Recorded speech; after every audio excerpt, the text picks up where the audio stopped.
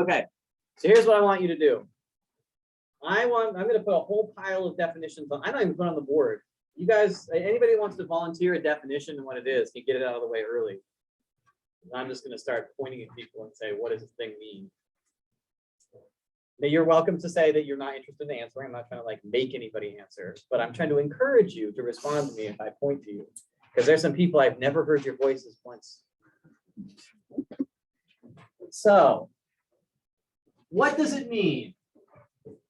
Actually, I'm going to ask Sora this question because I asked him 3 times already this question. What does it mean to be a spanning set? What does it mean if I say U has a spanning set?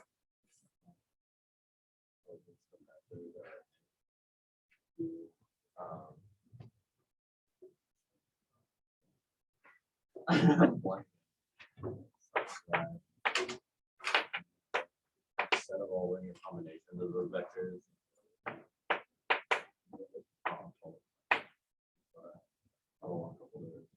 Anybody else? You got, but you got the part I wanted, which was they're in the space. Yep.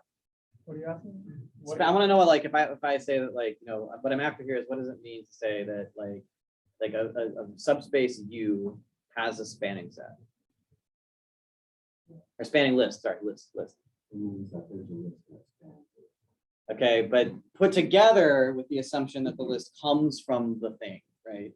You have to have a list of vectors from inside the space that also spans the space. That's what we mean when we say that, yeah? Okay, anybody else want to volunteer a definition? I have a question. No. I said, oh yeah, go ahead. So if like U is a subspace of V, can the spanning set of U be like, We would not call that a span. When we specifically when we say spanning set in here, we do it from the standpoint of like there's a. When we talk about spanning sets, we talk about internal spanning sets. I mean, I should be careful here. When if I talk about, okay, let's put this together with the definition of finite dimensional. But spanning set means contained within the set of vectors. What does finite dimensional mean? Spanning set that's finite, which means spanning list contained in the set, right? So there's a thing I want you guys to be really careful of here, right? So if I talk about spanning set and I talk about finite dimensional, I'm going to give you an example of a set. So let's say, I think in the homework, maybe there's this thing where there's a 3-dimensional space that lives inside of R5. So let's talk about something like, well, whatever. The point I'm trying to make here is that when I say something is finite dimensional, I mean it has a spanning set of vectors from inside itself. From inside itself, yep. List is fine. Yeah, I say finite constantly, but like because Axler is weird about the way he defines list, right? So every time I say finite list, I'm not trying to add anything new to the picture. I mean, he says list, he means finite, right? So finite dimensional means finite spanning list from inside whatever space that you're working with. That might seem like an unnecessary complication, but the fact that it comes from the vectors come from the space matters, right? It matters. When we define what it means to be a basis, we want a basis for our subspace to be vectors that are contained inside the subspace. We don't want to have a spanning set of vectors that come from outside of it. Because that has extra pieces that aren't part of our subspace, right? So the idea here is that we have to refer to, I have to look at the actual language he uses here, but the idea is, yeah, spanning set means that it's in the set of linear combinations of the vectors. Yep. Are you calling a subspace or a vector space finite? That's a good question. So a subspace is a subspace of vector space. Yes. So that means that since a subspace is a vector space, if I call a subspace finite dimensional, I mean it has a finite dimensional spanning set. All right, sorry, a list, a spanning list. It contains a spanning list. And then also the vector space. And they don't have to be the same thing. Okay. So I think on the homework, there was an exercise like this. It says, look at vectors that look like this. This isn't exactly the same. It's not the exact same set of vectors, but there's a set of vectors, right? This is a set of vectors contained in F4. All right. So write down a spanning set. We don't know what, we just learned what a basis was, right? We talked about that last time, which is a linearly independent spanning set. Find a basis for that. Well, the way you do it, so I'm gonna actually shift this to column notation because I think it's easier for people to see what's going on. So in column notation, we get this.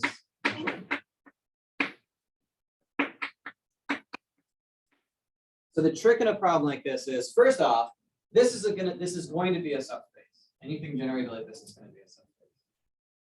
So show it's going to be. Vectors of this form can be rewritten like this. This should be something that you actually remember from 206, doing a whole lot of this stuff. For example, when you're computing a null space, you're computing the basis of a null space in 206.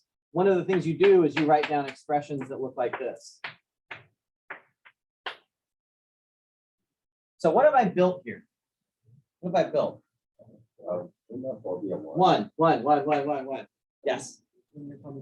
This is what I'm saying is that everything in here, so if this was U, if U is equal to these guys, where x1 and x2 are from the field, then what I've shown is that everything in U can be written as a linear combination of these two vectors, right? And that means that U is in the span of 1, 2, 0, 0, comma, 0, 0, 3, 1. Now, U is also, everything in U, because it's in F4, can also be written as a linear combination of 1, 0, 0, 0, 2, 0, 0. I mean, this also has a basis. Its basis looks like this.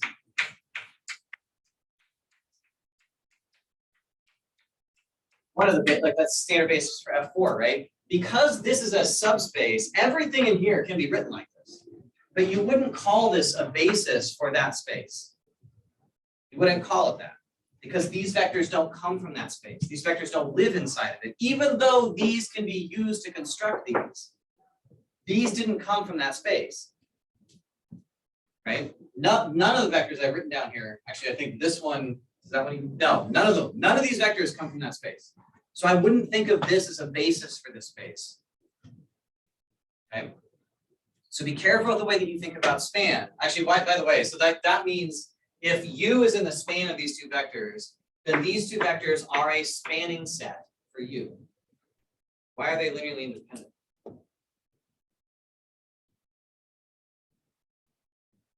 Because neither. How do you know? There's a fact we use all the time with two vectors. They're not scalar multiples. Two vectors are really easy to check if they're linearly independent, right? If two vectors are a scalar, if one is a scalar multiple of the other, they're linearly dependent. And if they're not, they're linearly independent. Is this a scalar multiple of that? No. The other way to see it is, if you set this equal to the 0 vector, what would that force x1 and x2 to be? It would have to be 0, right? Because x1 would have to be 0. And x2 would also have to be 0. So the only way that you can make this equation, which is the linear dependence equation, equal to 0 is by choosing x1 and x2 equal 0. So if you were trying to argue this was a basis, you have to think about it as a spanning set of vectors contained inside of it. A basis is made of vectors that come from within the space you're working with. Yep.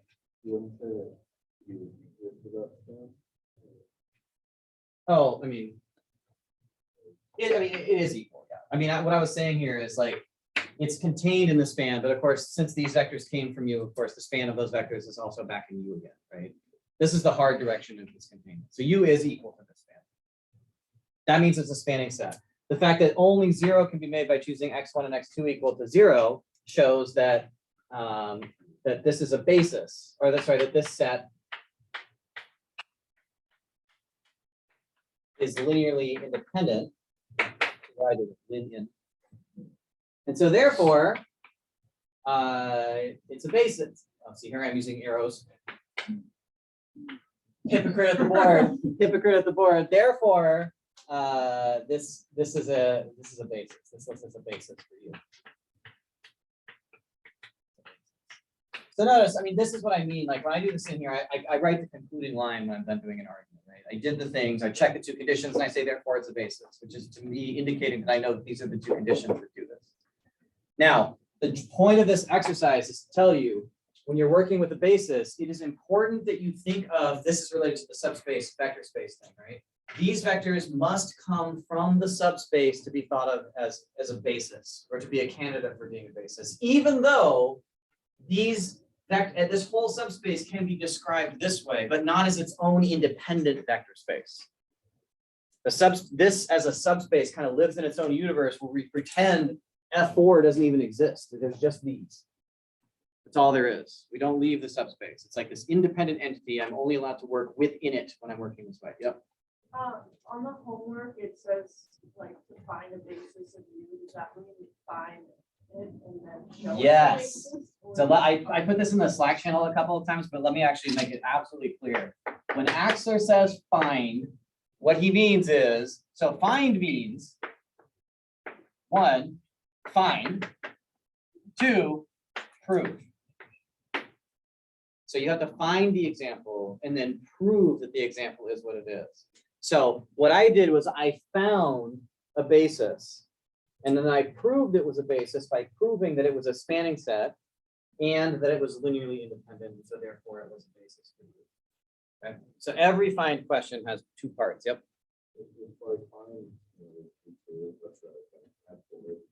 Yeah. How do you know when you go like a subset somewhere, or you can go into the subset of one another? So basically, like, so one thing that you guys can use without proof or without citation is the fact that any subspace of a vector space lives inside the vector space. You're always going to have containment in one direction, always, right? What's that?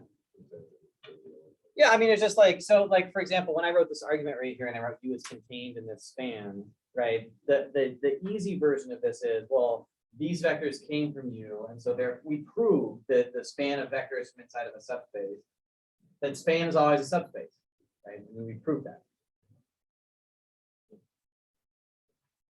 Okay. Yeah, the class is starting to get a lot of layers. All right, I need somebody to tell me what does it mean for a set to be linearly dependent? When like not all scalars are equal to 0, In what? in like a linear combination. Good. And if you were writing it on page, what linear combination would you write down for the linear dependence equation? A1, B1. plus Perfect. A2 equals 0. So if an argument or a question has the phrase linearly independent or linearly dependent in it, almost certainly that is going to be written down at some point. So linear dependence means some of these, this can be done in such a way that some of the A1s or AIs are not 0. What is linearly independent? And all of them are 0? Or not linearly dependent. Right? I mean, these are conditions that can't possibly hold at the same time, right? They're logical opposites. Okay. What does it mean to be? What does it mean to be a subspace? What's the definition of a subspace in a vector space? Not the theorem that characterizes it with the closure properties. The definition of a subspace. Subspace is the subset of the vector space. Zero identity, 0 containing. Oh, you're gonna go for the whole deal. Okay. 6 parts, aren't they? Yeah, I was gonna let you get away with it's a subset that is also a vector space, but if you're welcome to tell me what the vector space properties are. Okay. Yep. Yep.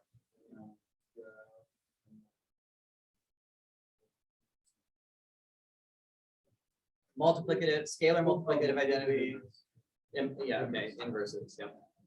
What's the inverse one? Additive inverses.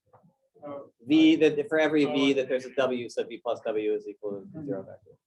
Also, the inverse of U, right? Yes. Is the greater set like almost working out. Mark you down for a second. Oh, they're definitely unique. I mean, in a vector. Well, he's just trying to clean up your language, right? Well, I guess. Why are you saying things you don't need to say? I mean, the thing is, if you assert something in a proof, you're essentially saying to have written it down is to basically say, that you can do it, right? And so with uniqueness particularly, when we invoke uniqueness in a question, we mean usually that somewhere we've actually used the fact that the inverses are unique. So if you used it, that's great. If you didn't use it and just wrote down that they were inverses anyway, then, or if you didn't prove that they were unique, I'd have to look specifically, but yeah, be careful with about what you write. Okay, what other terms do we have floating around here? What is the content of the linear dependence lemma? There we go. We just talked about that. What is now? Some of you have answered this question, so without cheating and looking at your books. Yep.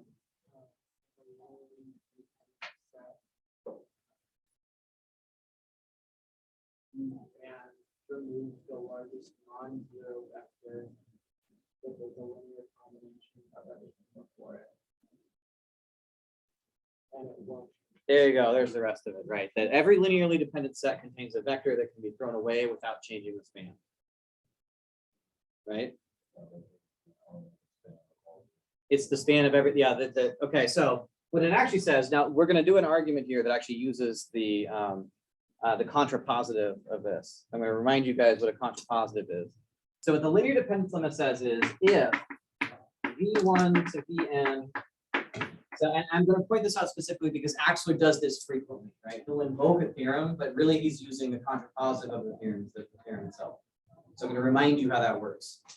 If v1 through vn is linearly independent, is linearly dependent, then you can find a vj so there's two parts, right? One, you can find a vj so that vj is in the span of everything that came before. And two, vj can be removed from the list without changing the span. Without changing the span. Now, let's talk about what Axler does in the argument that we're going to do here, which is he says, I mean, so okay, I'm going to tell you what is the contrapositive of this statement. What would I mean by contrapositive? So can't find the VJ that satisfies those, then it must not be, the list must not be. it must not be linearly dependent. So the way that Axler uses this theorem frequently is he says, and we use this all the time already, every time we have a linearly independent set, for any linearly independent set, there will not be a vector that exists in the span of everything that comes before, right? It's linearly independent. That's part of what it means to be linearly independent. So if you start with V1 to Vn, maybe not even linearly independent, if V1 through Vn has the property that no Vj exists in the list, all right? So that Vj is in the span of everything that came before. You can't do that. If there's no possible way that you can find a vector that's in the span of everything that came before, you go all the way down the list, and there's nothing.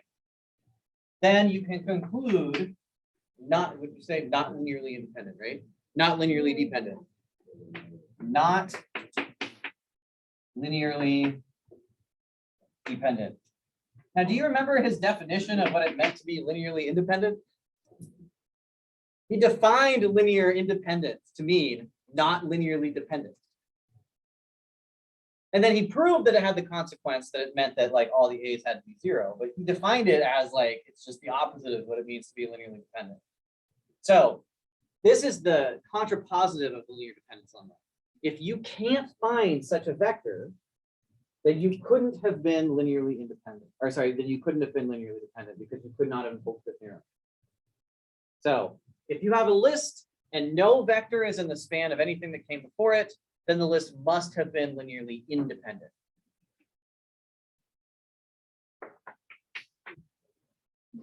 Perfect. Okay, so which means linearly independent. And Axler trusts you guys. He trusts you. He trusts you as mathematical readers that if he says this statement holds by the linear dependence lemma, but he's using the contrapositive, he expects you to be able to read that he's using it in the contrapositive. Okay. So you have to watch out for that because sometimes he'll just invoke statements where he's using some sort of logical equivalence, but not the actual statement the way it's written. And it can make the proofs, I mean, he's assuming a level of sophistication that I think if you, maybe you feel like you don't have, I don't know, but he feels like you can live up to it. So he's setting a high bar. All right, so here's what a little tiny bit of stuff that I want to talk about today. Since we've got 10 minutes left, let's look at this theorem. Not that one, not that one. Okay, so last time I believe what we showed, we proved the criterion for a basis, I believe, right? Which is the unique representation theorem. If you are a basis for a space, then every vector in the space can be written uniquely in terms of those basis elements. And that's an if and only if condition, right?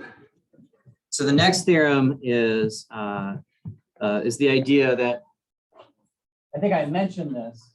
So there's two big ideas, which is there's an idea called reduction, an idea called extension. So a basis is sort of the magical spanning set, right? Basis is awesome. It's the magical spanning set. It's a spanning set of the smallest possible size, a linearly independent spanning list. So the reduction theorem says that any spanning set, sorry, I keep saying set, any spanning list can be reduced to a basis. How? Yep. So when you say if it's a spanning list, is it kind of like a rectangle square situation? Why I say spanning list instead of spanning set? Spanning list. Oh, no, it is a rectangle square situation. It could be the case that the spanning list you start with is a basis, right? But any spanning list you write down always either is a basis or can be reduced to one. How? Yep. We could use the idea of throwing out a vector that doesn't change the span and just repeat that. Yeah. until we can't do that. Yeah, so the only way, so if it was a basis, you would be finished. If it's not a basis, it means it must be linearly dependent because the definition of basis is linearly independent and spanning list. If it is a spanning list but not a basis, it must be linearly dependent. So just boot vectors out of it until it's linearly independent and you've got a basis. You do use the linear independent formula for this. The extension theorem says any linearly independent list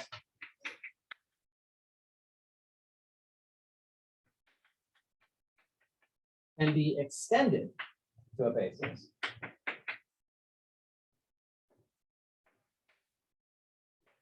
The argument that makes this one run is hilarious. I don't know if anybody's read this argument yet. Has anybody actually read this proof? Okay. Why is this one harder than that one? Because in this case, I'm starting with some list of vectors that's linearly independent. And if it's not a basis, I have to produce more vectors somehow. I got to cook up some more vectors. Where am I going to get more vectors?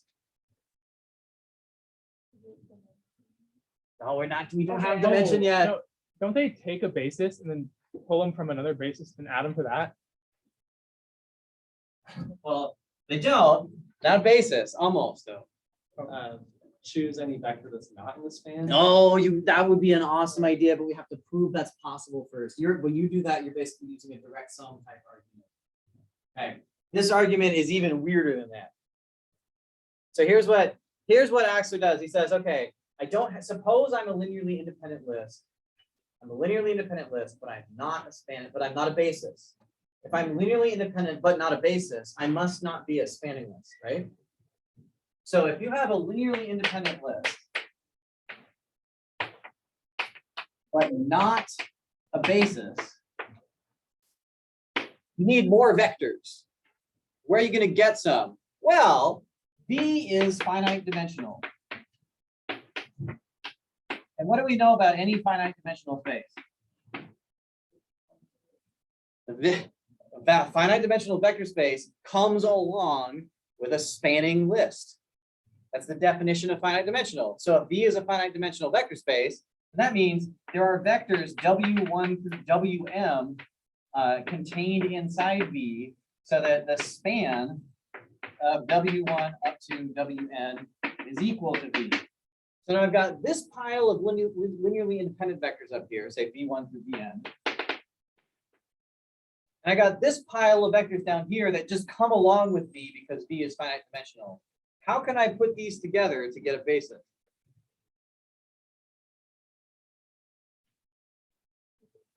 Just glue them together, right? Make a big list. So you make a big list where you start the list with your linearly independent vectors, and then you finish the list with the spanning set. If this is a spanning set for V, certainly this must also be a spanning set for V, right? It's also probably badly linearly dependent. If only I could reduce it to a basis. Well, I could just walk down the list and say, is that in the span of anything that came before? No. Is that? No. Is that? No. None of the V's will be in the span of anything came before because they were linearly independent. Then you just go down the W's and throw out anything that's linearly dependent, and what you're left with in the end is a basis. You just use the reduction argument. You basically say, look, here's a gigantic set that's a spanning set. Now just use the reduction lemma on it.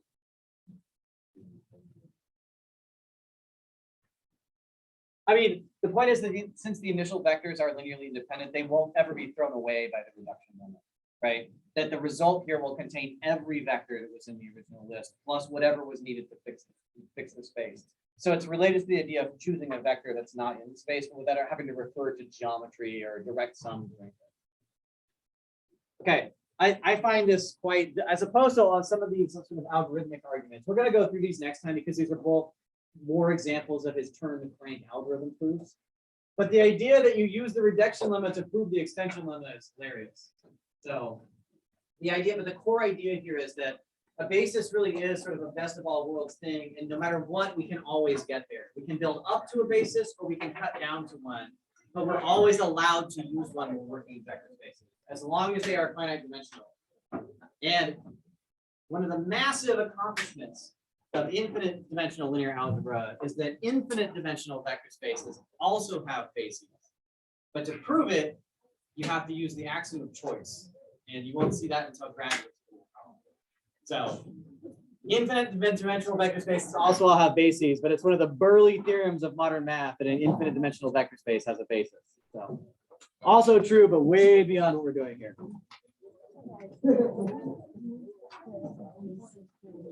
So what is